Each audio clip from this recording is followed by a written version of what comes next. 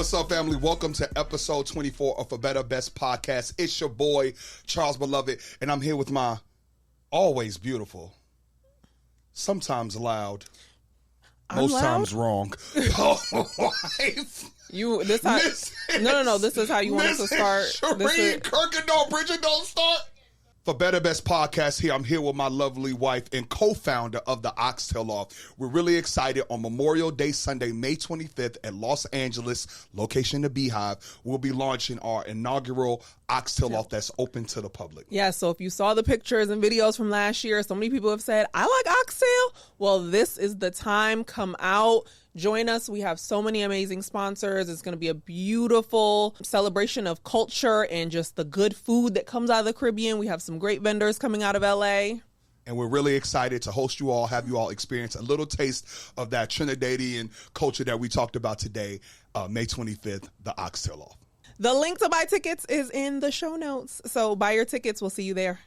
Correction, I was just corrected by Orlando. This is why we pay on the big bucks. This is actually episode 25. Honestly, it doesn't matter. So maybe I'm loud and wrong, actually. Because last season, when I was I was making up numbers as I went. Literally, I would be listening to this episode. I'm like, that's not what number episode this is, but it's fine. No one will notice. Yeah, because we just want y'all to consistently listen to what it is that we are building, man. Really 3 seasons in. It's been a lot of fun. Yes. So today, we're going to talk about, Charles has been having an existential crisis. What a word. Don't use your master's words on me. Like, this is not a good start to this episode. For those of us who only had undergrad, can you explain existential? So, it sound like dinosaurs. That's extra... Dinosaurs like existential? That's extinct. No, oh my God, no. What word were you trying to use and explain what you were defining? I thought you were saying it sound like aliens. That's extraterrestrial. Okay, yeah, okay. Okay, all right. I just didn't know the root of the word. Okay, extraterrestrial. You said existential. Yes. So you are thinking about life and your future and all, like you're having these deep, like thought-provoking questions. So that's why I say you're having like a little existential crisis about like, what are we doing in life? Is this the right place for us? Like, are we spending money properly? So Charles has been trying to find in 2025, like better work-life balance. If you follow Charles, you know he is always on a plane. He's Mr. Delta. Work. Yeah, okay, crop over, beloved. So he has been really like, I don't want to work this hard. I want to be at home with my beautiful wife. Okay. Certainly. And my 2 sweet boys who CJ is, you think I ask when he's coming back home from these trips? Yeah. CJ be like, we talked about it. CJ presses me. It's not a game. How many sleeps until daddy gets home? That's a fact. So I feel like you have been having these really thought-provoking questions, assessing our finances, assessing how much we spend every month to say, like, are we on the right path? Yeah. And that was a great opening. And I want to go back to the year 2024. Obviously, we finished the podcast middle of the year when, it's still just so upbeat, up-tempo. I'm in the groove. We heading off to Essence Fest and things. And in totality, last year was a really good financial year for us. You killing it at work, and I know I really make it seem like I buy Shireen everything. Shireen makes her own very, very, very good money. Hence why she's going to be working for the rest of our lives. Unfortunately. As long as you're getting paid the way you get paid, there are things that can be used. There's revenue to be provided for. But I do, because I have multiple hats. I have, my hosting stuff, the things that, I'm doing at work with Blavity and things like, I'm kind of bringing in from multiple different ways.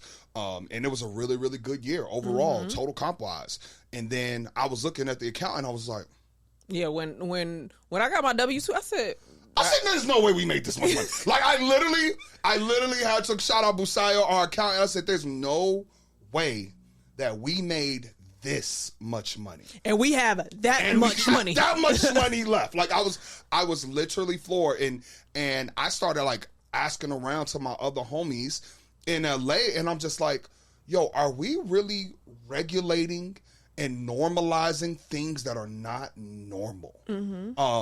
And we had a great poverty PTSD episode, season 1, if you get a chance to listen to it. But I'm like, how is that manifesting in our daily lives. You know what I mean? We talked about how it manifests in like broad stroke ideas, but I'm like on a day to day, I think about the rent and mortgage my mom paid. I think about what I was paying in New York. Like, I've spent way more days of my life poor than I've ever spent not poor. I won't say rich because I'm not there yet. But I'm way more poor-minded in my experience being poor than I am actually having. And that to me was like concerning when I think about we've like 5x what our rent used to be. For 5 years, I'm sorry, maybe like 8 years ago. Like 5x that. And we pay it and we don't miss a bill and we still save money and we still buy things. But I'm just like, this is crazy. And so, you know, and it's not just crazy. It wouldn't be as crazy to me if everybody in the world had to spend what we spend. But the reality is, our friends who are in North Carolina, my family who's in Chicago, your mom who's in Atlanta, no. This is not regular. We bought our current house at the same time that my best friend from high school bought her house in Charlotte. And, you know, we're comparing notes. I don't know, we're buying houses. Oh my God, so much fun. And I was like, can I ask how much your house is? When I tell you our house was 3 times, 3 times. Just as beautiful. Yeah. 2 beautiful homes. And we just paying 3x more because of Los Angeles, California. Don't tell me that. And I call it the sunshine tax, right? Like, we pay the sunshine tax. We love it here. There's beaches. It's, you know, it's 65 and sunny in December. But is that worth it? The value proposition. Yeah, when we think about long term. And we always said we would stay in LA if we were millionaires. Like, if money was not an object, but it is. Love it. But money is an actual tangible thing that you got to work hard for. And so we actually have to start at least evaluating and saying, hey, is LA a financial forever decision? And I can confidently say, I don't know. This is a forever financially viable thing. And over the last few years, we've had friends that are moving, that are shifting. And because in order to continue to sustain, the name of this episode is When Is Enough Enough? Or, when is enough enough? For it to continually to be enough, I have to continue to work even harder. And that to me became a very scary thought. Yeah. Well, even the thought of staying in like, we love our house, right? Yeah. But people want to move. You want to upgrade. You want to grow. I want more kids. Like, there's no upgradable option anymore in it. Like, we can't afford to move in LA. Anybody who's trying to purchase, interest rates are extremely high. Not at all time, but very close. They're very close exorbitant. to all time highs. And, you know, for us to go to a next level house in LA, we're talking $3 million. We're talking a $3 million home. Like, this is not games. Like, we are not millionaires. $20,000 mortgage.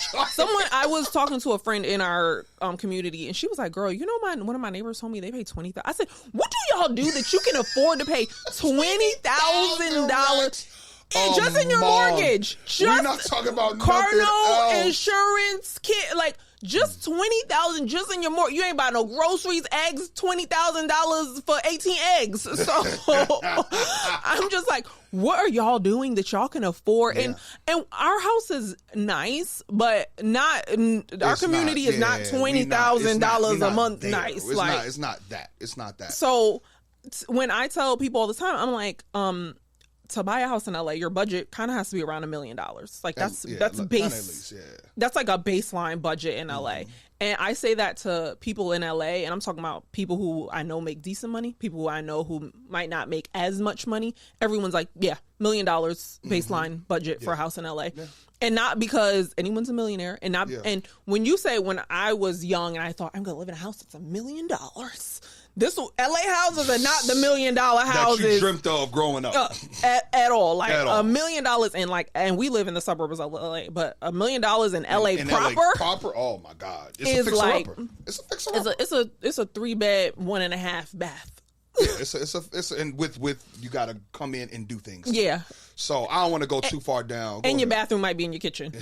I don't want to go too far down the real estate thing, but it just really had me thinking, like, and as my value proposition has changed, like, yeah, I still want to be outside. Me and Shireen, we got a hell of a lot of trips. You know, my mom, she moved back in with us, and we enjoy having her back, being able to be around her grandkids. But I'm like, that's still another person that, you know, is banking on us, and that we got to make sure is good. And I was just saddened by the fact that, yo, I have to work myself this hard in order to long-term sustain what we're trying to do. And I'm ready for a shift. And I was honestly ready for a shift that I'm like, I want to work not as hard and make more money. Or see more money. Yeah. And so I was like, something has got to give in some regard. And I think for both of us, like, we're thinking about our children, we're thinking about our parents. Both of our mothers are single. So, you know, if something I'm an only child. So if something happens to my mama, Charles already knows. Yeah. She come to live with us, or we got to pay for the care. Yep, either way, it's on us. So when we think about that, it's like, are we living the best life now strategically to be able to absorb any of that impact if something happens? When we think about our children, like, you know, I always joke that I want Charles to upgrade my ring, but I don't want him to be able to sell this one. But I think about it in terms of, like, when white people get married, they're like, oh, I'm going to use my grandmother's heirloom diamond. And we don't have that. And I'm like, when we got married, you had to save to buy me a diamond. Yeah. I would like to take that burden off of my son and say, hey, son, this is the diamond your dad gave me, and we're still married. I would love to give this to you. You can remove it from the setting and make it special for whoever you decide to be with. But I want to be able... not for your black wife. I hope y'all heard the previous episode ending, because Bridget's doubling down. And if she not black, you can't have my diamond. Then you gotta go buy your own diamond. Y'all, I'm inclusive, beloved. I want to make sure I would not participate in this. So I want to be able to take some of the burden off of our children, in a tangible way. Yeah. And Charles and I have been talking about life insurance a lot. I'm glad that you went to it. I was literally about to go. That. And I last year, as I was doing the financial analysis, I'm in the spreadsheets, and, you know, respectfully, I'm going to be honest about our conversation. I'm like, Shireen, every time I leave the house, more money comes into the account. Don't smack your lips. I just want to be honest. Other than Trinidad, I thought this was going to be a nice. It is a nice fun episode. It was going to be a nice conversation. But I want to tell the realities of a relationship. I don't necessarily take personal trips. Even when we go international, on our vacation, Shireen is tagging along to a trip where a check is inevitably coming back into our account on behalf of Charles Beloved. I don't have to come, but you don't want that either. You still people will complain. I'm not talking about those trips, but your individual trips. And I love the fact that our friends and the friend group that you have at a point where they are getting married, and there's bachelorettes, and there are Trinidad carnivals, and there's like a lot of social things happening. But when you leave the house, money leaves the account. It is not my fault that you married such a great person with a great personality, and people want me around, and they want me. I love that for you. To celebrate their moments with them, and I want to celebrate with them too. I love that for you. But as I went through the P&L, I'm just like, listen, we got. This is just, it's too much. It's sustainable. We sustained it for some years, but I don't want to have work this hard in order for us to sustain it. And that was kind of where we started to really rethink things. And I honestly, the amazing year that I had, I was on a plane every week, pushing myself. My day-to-day job was pushing me with everything that we were building. And I was like, yo, am I working myself to death? Like, I literally for the first time had experienced like meeting my capacity between everything that I had going on. And I was like, I even started shoring up our life insurance, because I was like, yo, if I ain't here, I want to make sure that all of that stuff is also taken care of. And so, like, I just don't want to, I'm ready to switch the way in which I was living and comfortable living between 28 and 36. Like, and I think we talked to Charles's brother, works at a life insurance company, and he told us, he was like, we were talking about life insurance, and he was like, you guys need to have enough life insurance that the living person can continue to sustain your life, your current life. So pay the mortgage, pay all that stuff with the payout that they get. So he's like, $500,000 ain't gonna cut it. No. And honestly, I've had very strong policy. Shireen and I worked in tech, so this pivot out of tech is pretty new for me. So I've always been at companies that did 3 extra salary plus supplemental. So I've always had a good amount of money on my life. So if anything had ever happened to me, y'all know to go, do an investigate. See if Shireen was Googling how to what's cyanide. Just make sure, because she was about to get a bag if I annoyed her. But now I was like, with the level of where our life is at, my million, whatever, that was not enough. I was like, I need to be adding a couple more M's to that, honestly, if I'm being real. Yeah. And so we went out and started getting additional life insurance policies on ourselves. And that's important. I just want to say, that's really important. I want to tell our friends, like, as I started going to these life insurance policies and not just going through work, they were just telling me the game, like, this is how people are creating generational wealth through life insurance. I'm so focused on equity and options and RSUs in my stock portfolio that people are getting rich respectfully off of, life insurance and people being impacted in that way for their family. Obviously, sadly, but there is a check that comes with that. And my thing is, and this is not to be morbid, but like, yes, it's super sad. You know what's sadder?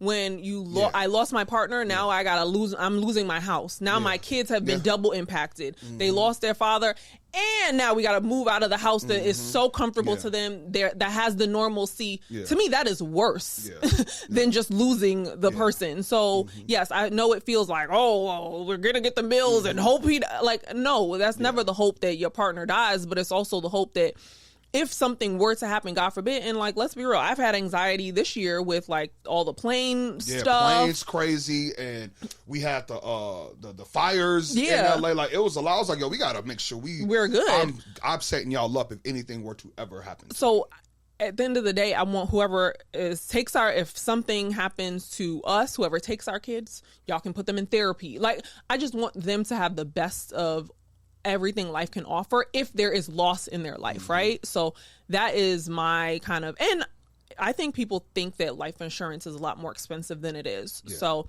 I got us a policy, and it's $300,000 through like AAA, and it's like $30 a month, like $25 a month. Yeah. So, and that's like not term, that's like a lifelong policy. So I'm just like, you can makeshift and Frankenstein policies to get to whatever number you want to get to.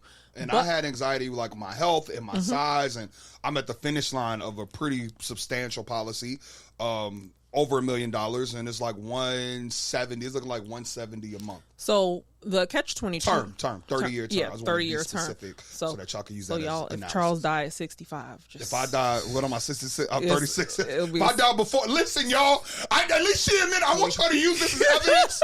If on my 65th birthday, Orlando, something happened to me and she get this crazy payout, and she start gallivanting around. What do you make me watch? Killer Couples or something. She start gallivanting around with a new man, y'all. On her 67th birthday is problems. Yo, don't be mad at me and Cradle to the grave. Me and Mr. John. Keep going, man. But the catch-22 is that this year you've been focusing on like yourself and building your brand and building, and I'm tie it all together, but building like your personal like entrepreneurship journey. And the catch-22 is that your health, which you've been working so hard, you work so hard to kind of provide for our family, but your health has been the thing that has been in the way of you being able to buy your life insurance policies. So it's just like, it's a catch-22. So I'm like, when you're healthy, get the life insurance. Right. Absolutely. Because that 188 could be 120, it could be 99. Yeah, so if you really in great health. And if you're not in good health, it's hard. It becomes that much harder to get a policy. Absolutely. So like, really lean into one, getting healthy, two, getting life insurance. But this year you launched something new. I did. A new baby. Make me stand up at church. I was like, let me get my clientele first. I was trying to make him stand up at church. Because at church, Faithful Central, they ask anybody started like a new business or job. And this year, I launched Charles Beloved Productions, back with my business partner and my other business partner. Shireen is officially I have an email address. A part of the business now. She has earned the right. She's not a door person anymore. She's not a pretty face to help solicit people at beach parties. Again, you remember the episode? I remember the episode. When you gave her beat, I was episode 2. But her, Kareem, and I'm just, as an entrepreneur, And as somebody who even sold a business, I was shocked at how important creativity was to me. And like creatives, we never stop creating. My dear Bridget Kelly been in the music game going on 15, 20 years. She's recording a new sound, a new album, because like you just never lose that urge to create something new. And that to me was something that I learned about myself over the last 2 years. And even with the oxtail off, I was like, no, I want to experience Caribbean culture. I want to, create experiences in this later part of my life where me, Shireen, and our kids can come to. Like, I have so many ideas that I want to get out into the world.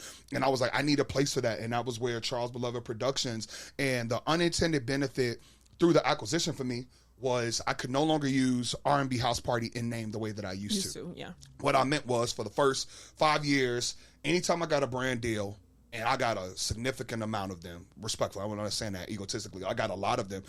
I just threw an R&B HouseParty on it. It was Google /R&B HouseParty, this /R&B HouseParty, because I was in the business of building my brand. Then pandemic happened, and that was probably the biggest shift because I started like not posting party flyers. I was posting my family. I was posting my kid. I was posting my personality.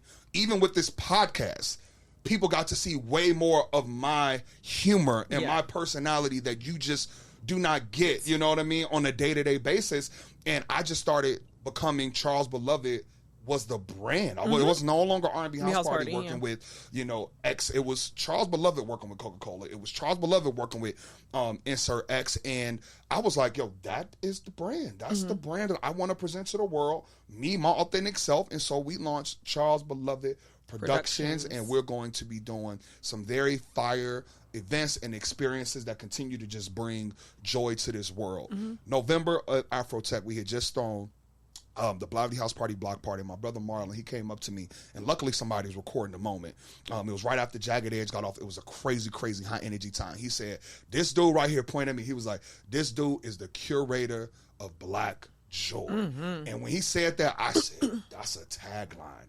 And, not to be so, egotistical, nothing like that, but I really feel like I was put on this earth to curate Black joy and experience that brings people together, that puts smiles on people's faces. And whether that is through what I'm doing in the daytime, that's through what I'm doing at nighttime, that's through what I'm doing at our house, is so organic and pure that brings me joy. That brings me life.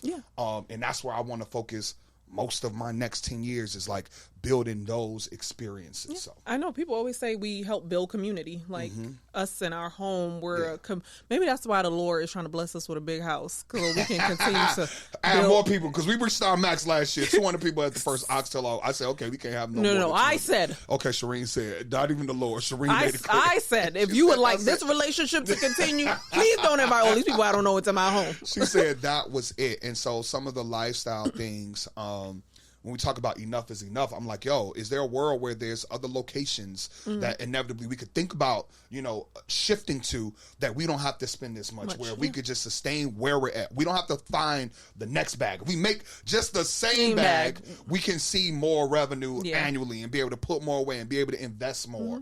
And so, like, those are the trade-offs that we're looking for. Me, with what I'm building, I'm like, okay, yesterday's price is not today's price. I'm not getting out of bed for that amount no more. You got to be here, because I would rather be at home with my kids than take that. And it's a more difficult conversation. People who do business with me know Charles not always the sweet, cushy. Charles manages.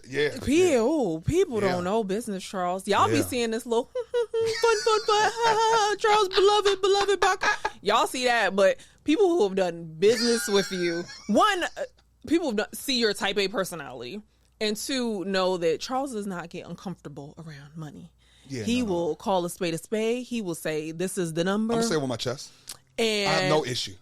So that's one thing I will say you have taught me over the years. Oh, wow. Talk about it. And it's probably it probably stems from your agency recruiting background, right? Like where you talked about money all day. You had to ask people their salaries. That is it. That's it. If I am negotiating something, I'll never forget. This was years ago. I was negotiating a job, and it was a contract job, and it was hourly, and I think it was maybe like $25 an hour, something like that. And Charles was like, I called him. I said, I got the job. Oh my God, this is what they offered me. I'm so excited. And I was like, okay, I just want to tell you, but I'm gonna accept. He was like, what did they offer you? I'm like, oh, $25. He said, ask for 26. And I was like, I don't want to go back and ask for it. He said, ask for I said, it's $1. He said, yeah, but the dollar makes it matters. Oh, he said, your hourly, every hour adds $1. So he was like, go ask for more. I was like, I don't want to ask for more. Literally fighting me every step of the way. And I said, no. I went and asked, they gave me more. So that's how it works. He has taught me to ask for my number, even if it's a scary number.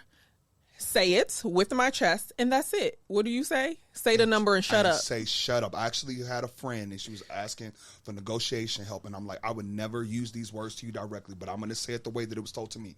You say your number, and then shut up. We will talk ourselves out of it. Justify, because my house costs more, because no, nobody cares. It's because that is the number that you deserve and you earn, and you let them figure it out. You don't give no added analysis. No, you say it with your chest, and you shut up. And they could come back, and they could say no. They come back and say yes. Don't matter. That's how you negotiate. And you've also taught me that, like, say your number. If it's too high, they will come down, but you don't start low. Start with what you want. Yeah. So if you want $10, honestly, start with 15 because they're probably going to negotiate down to 10, and you be like, damn, I got my $10. That was exactly what I wanted. So I think you have taught me so much about the power of negotiation, about it's super uncomfortable. And I want to say thank you for that. Absolutely. But you did corporate and your side gigs for so long. Yeah. And I think that was a question you got so much over the years. How do you do it? How do you do it? Would you ever just work for yourself and give up like the full court? And this is kind of you kind of stepping into the fully working for yourself and not having, honestly, a corporate kind of landing net. Yep. How do you feel about that? What was so scary about that? The scariest part was sustainability. These bills.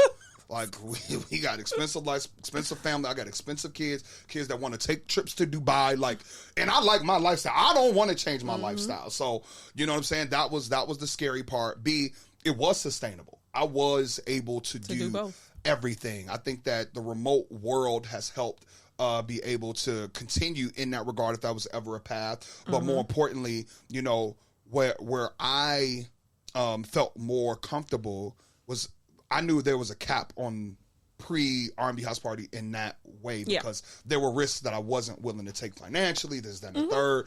But in my latest role with Blavity, like, I learned scale. I learned infrastructure, big risk, how to really build at scale. And now, like, I don't have those same fears. I literally will put my life savings on the line for something that I believe in. And before, I wouldn't have ever done that. I wouldn't have ever gotten the scale big enough to be able to get the back end check that could sustain you for a year. But now, no. I feel like it's all up here. Like, I feel like I am respectfully in what it is that I do. I'm a creative genius in that. And I create things that people are going to love, that I have proven an ability to be able to monetize off of. And again, it is all under, Charles Beloved. And I'm just like, I'm willing to bet on myself. Relationships are strong. I do the right thing. I treat people right. I ain't got none of those. And I got a wife who make real good money and is not going to leave her job. I'm the safety net. So if anything were to happen, y'all, that's the part I had to make sure I put in there. I'm the safety Shireen net. Is the safety net. Shireen can cover the bills. We ain't gonna be able to, we're gonna be eating oodles and noodles, but we're gonna be good. and I cover my job covers so much. So that I love the balance that we have. Yeah. Charles loves to work for himself. I have no desire to work for myself. And I tell people that I'm like, both of those are okay. Like, I feel like there's so much pressure on Instagram. Work for yourself, be an entrepreneur. If you like your 9 to 5 and you are feeling fulfilled and you're feeling your purpose and whatever you're doing, I always say, and this is not in a bad way, but I'm like, every single person can be a boss. Like, we can't, everybody on earth can't be, somebody has to help build another vision. And I'm like, I enjoy what I do. When I go to work every day, I walk away feeling fulfilled and feeling like I am putting something good into the world. And that's okay for me. And Charles is doing the same, just in a different way. So I feel like there's so much shame sometimes of having a 9 to 5. I'm like, people become millionaires off their 9 to 5. Absolutely. So ain't no shame. Equity in our shoes, and it's not a game. Yeah, that Amazon equity before it was Amazon we know today. The people who started back when he was in the garage. they millionaires off that Amazon equity. Yeah. So I'm like yeah, they helped him build his vision, but he helped them build theirs. Right. So absolutely. You are kind of now leaning into Charles Beloved Productions, and you got a call today. I did. Wow, what's today? It was. You got a call this morning that you've been waiting on. Yeah. I don't want to steal your thunder. Okay. Well, one of the things, and Kareem, my business partner, my brother, at the top of the year when we were like putting together Charles Beloved Productions, he was like, "Bro, I need you to do exercise." He wanted me to exercise generally. I want to at least give him a shout out there, and I have been exercising. Hopefully y'all can see the difference. But secondarily, he's like, I want you to do exercise, and I want you to like write out your goals for the year. And I said, listen, I'm sorry, I don't want to say that. Or listen, Hidden Ninja, I'm not vision boarding. That's not a part of the Charles Beloved a little journaling. That's never something that I'm going to do. But I did genuinely take some time and think about like what my top goals for the year were. And I had a revenue target that I wanted to get for Charles Beloved Productions, and we are working towards that right now. I wanted to become a brand ambassador for a liquor brand. I felt like my content, the stuff that I post, my lifestyle, I was like, respectfully, who wouldn't want me to amplify what it is? No, I'm being honest that they're doing. And even, I had to categorize myself socially. At first, it was just like, I'm any and everything. I'm a chameleon. And that's good, but also that's when bad. You don't have categories, that's kind of bad. And so I was like, yo, it's cooking content, it's family lifestyle, and it's my event hosting. That's the three things that I'm focused on for the entire year. And as I started doing that, the lifestyle stuff, me and Trinidad, the views, the likes, shopping through the roof, follower count, multiple thousand more followers. It's just been crazy. And so I was like, yo, I think that could translate well into, highlighting some people's brands. And so I put that on my vision board. And the one brand that I didn't think would even be possible because they already popping. And I thought I wanted to go to a brand that was emerging. I mean, again, they probably, they're great, but I'm like, maybe not from an influencer marketer standpoint, could use somebody like me. That's what I was focused on. And then I just got a random call. I was like, yo, we've been looking at your profile. We have looked into it, and we want you to potentially be this cultural strategist for Hennessy LVMH. Wow! Woo! And so I was like, are we talking about the Henny Beloved era? I need y'all to be clear. Yo, the Henny Beloved era is about to be different. Throwing random adjectives in front of your name is really a nuts concept. It's diabolical, but it works. And so like I am so excited for the opportunity to do things that's already organic to what I have been doing, like the community stuff. Dinners. We did a dinner honoring Fortune and Forks a couple years ago. Like, I want to do that type of stuff. I want to curate more events at scale. And I just think that, Hennessy is going to give me the opportunity to continue to be creative in that way and in that realm. And it's going to obviously amplify the brand. It's also going to amplify Charles Beloved. And I think this is honestly a match made in heaven. And listen, I haven't mentioned God yet, but like when I say God will give you the desires of your heart, like I was stressed. I didn't know what to do. I was like, Shireen started the conversation saying I was trying to figure out how to focus better and figure things out. And sometimes you get forced into a leap. You got to take a leap. You got to bet on yourself a little bit, and you're going to have anxiety. I've had some nights I was like, Shireen, what the hell am I doing? I'm not making the right calls for us. And then you just start to see the pieces fall into place. And there's no timeline on that. Yeah. You know what I mean?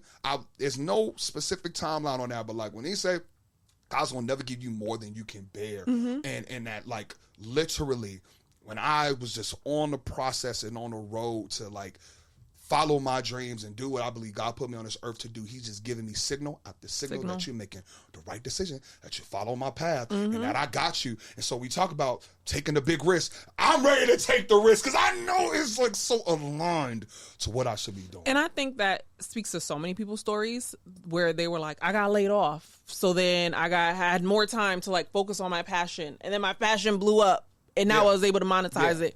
And I'm of the mindset that whatever you lost or whatever fell through or whatever you had to stop doing, whether forced or you decided to stop doing, whatever that is will never be God's best for you. Come on, Sister Shireen. You literally, like, God will never be whatever the best thing was for you fall from your hands. It's yours. you can already claim it. So when you got the call that you had gotten this amazing offer, it was a loud scream, y'all, because this is like something that Carter was eating breakfast. He jumped. My little baby said, "What?" And he's used to his loud daddy. Yeah. But I am just so happy to see you flourishing and living in your truth and like being able to let go of your anxiety because you know that anxiety and God, and faith can't live in the same house, and God is continuing to show you that like keep with me. I got a vision. Like you got a vision, I got a vision too, and you might not be able to see it, but I can see it. So I'm so happy you're leaning into that. Thank you. And I still go back to faith without works is dead, y'all. Like I don't have blind faith. Before I started making these decisions, we did a financial analysis. I went to the spreadsheets. I said, hey, this is what it's going to look like for us to start a production company, for me to do all these LLCs, for us to invest all of this up front, for us to create oxtail law. There's a lot of expenses. So listen, y'all, Amex or whatever things that you use, they give you analysis of where you spending your money. I looked at that and I said, we're not spending the money the way that we need to for this to work. So the free for all is done. And even like personally, like when I go to other cities on my trips, I'm used to just planning dinners for my friends. I'm fronting the bill. That's literally me. But I was like, hey, if I'm trying to take these risks and we trying to do other things with the money, I gotta chill. So I've even had to change some of the things that I enjoy doing in this season. And a lot less Amazon boxes coming to our house. It's still a decent. Okay. Spirit Week was last week, and the kids needed costumes. All right, cool. But before we get out of here, it's just like people don't understand and don't talk about the sacrifice enough. You understand what I'm saying? It's just like, you got to be willing to sacrifice for what you want and normalize it. Don't feel bad about it. Y'all heard our stories from us living in a shared apartment to me being laid off, moving out of Brooklyn to us doing what we needed to do to buy our first home to us freaking doing everything we possibly could to buy the house that we in, which brought so much equity. Like we are willing to sacrifice to get out to what we want, and people make it seem like that's a bad thing. That's a bad thing. No, that is a great thing. If you're trying to buy a girl a ring, make her buy you buy you the dinner. Make her spend her money so you can save him. But that's not that wasn't the road I was going. That wasn't the road I was going down. She might leave you if you keep making her buy you dinner, and then the ring's pointless. But you got to be willing to sacrifice. Yeah, and I think sometimes people have shame in sharing the sacrifice. If your friends keep inviting you to dinner and you like, yo, there's food I got food at home, tell your friend listen, I'm focused on some financial goals. I could probably do dinner once, but I can't do it regularly. And it is A-okay. I would never be upset with my friend if they said like, hey, that's out of my budget. I'm trying to buy a house. I'm trying to do this. You don't have to do it all. I get it. Matter of fact, we had a friend that invited us out to something for the show, and they wanted to get the suite. And I straight up said, with the timing of that and us going to Dubai, I don't think that's financially responsible of us. So I probably can't commit to going to this event with you. Straight up. Like, I'm not embarrassed. Like, that's expensive. And I'm not willing to pay that to go to a kid's event when we're just going to do something with our kids a few weeks before. It is what it is. So I'm like, say what you, and people will be like, okay, cool. And if, I know it's just like a lot happening in the market. And if that means you got to relocate, you got to go back home. I'm like, yo, normalize doing what is going to set you up for your future. I spend way more days of my life poor than I have not poor. And so at the end of the day, do what you need to do, because I could not imagine us still living the life that we lead today 5 years ago. Like, period. I'm not lying to y'all. Like, this is new for me. We're making real-time decisions here because this is all new for us. We don't have a playbook. Luckily, CJ Carter and hopefully my future baby girl, they will have a playbook of people who've experienced it, but we ain't never had this before. We never made this much before. And so being judicious and being smart and taking that was a good word. Thank you very much. I'm in my bag today, Bridge. I'm in my bag today. Not the clapping. I know I ain't got my NBA. We still in here. Being judicious, being responsible, making the necessary sacrifices for the dream that you have is what you got to do. And I feel good about episode 25 of A Better Best Podcast. And enough is enough. Enough is enough. We out of here, y'all.